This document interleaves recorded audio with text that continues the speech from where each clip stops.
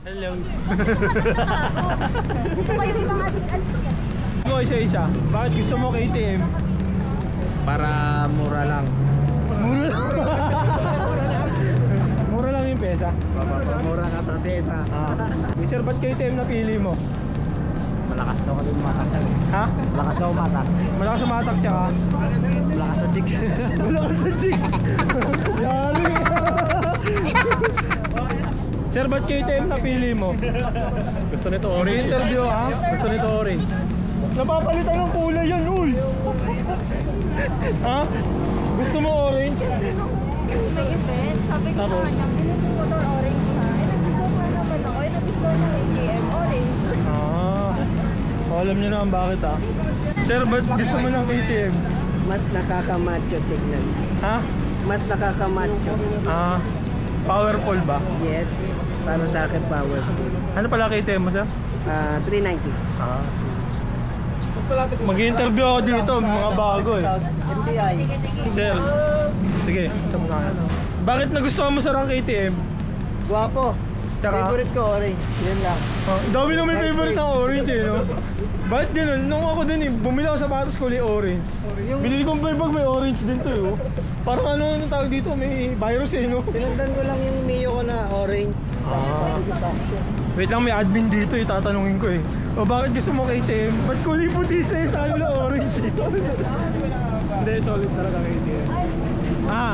Sirain daw KTM. Sa mga nagsasabi yung sira yung KTM, walang pang maintenance yun. Ha? Oh, aray. Yaman ang usap ko. Sir, ano ba naman sabi mo, sirain daw ang KTM? May pambayad naman.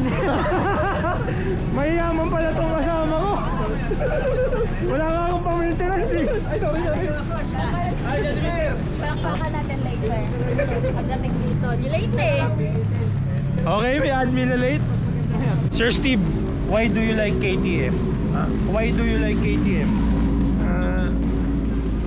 It's a good design, you know. It's lightweight, it's easy to handle with plenty of power. And for my model, it's very good on gas. Oh, Handling is excellent. the braking system. The braking system. The braking system is very good. It's the same on every bike. But, you know, considering the weight and the steering and the power, it's a good combination. Yeah, it's all in there, no, right? It's all in there. Yeah. Yeah. Hindi kita na-interview. Bakit gusto mo ng KTM? Actually, hindi talaga ako, wala akong idea about sa motor. Pero nakilala ko yung jowa ko. Parang, kasi, excitement na magbabanding kayo together with the tambike. Then, yun nga, yung pag, kayo nag-ride, sabay-sabay, maganda. Then, good community naman talaga yung KTM. Pogi, Na. pogi ba KTM? Yes, pogi. Orange na orange. Akala mo ba din? Bading! Bading! May isa pa oh. Sir, bakit nagustuhan mo KTM? KTM. Maganda yung performance niya. Tapos, siyempre unique. Wala yan, hindi mo masyadong kilala sa Pilipinas. Yung European made kasi talaga. Anong masasabi mo sa nagsasabing sirain ng KTM? Gusto ko magmura pero bawal. Hindi, kalokohan yan. May nabasa nga akong ganyan eh. May nabasa akong ganyan sa Facebook. Sabi sirain daw. Tinatanong ko kung saan banda sirain. Hindi po sirain ng Duke ang mga KTM, hindi po sirain. Mahal lang po ang piyesa talaga, pero hindi sirain. O yan, namin nagsabi na, katungan ko na kayo eh. O ito pa, may isa pang admin. Ba't nagustuhan mo KTM? Kasi nga, mura. Bakit? Sirain daw eh. Napamura yun daw.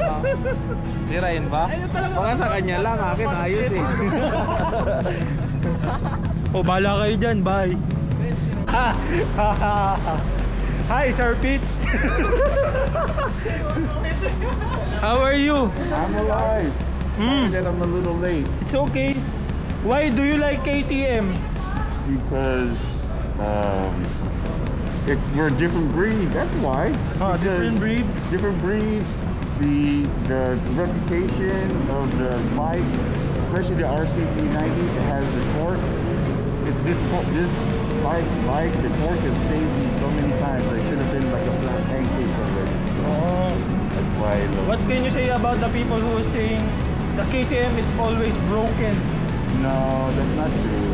If you're maintaining, it's just like anything else. If you're maintaining your bike, doing the oil changes, doing the maintenance and all that stuff, tightening your bolts and all that stuff, they'll take care of you.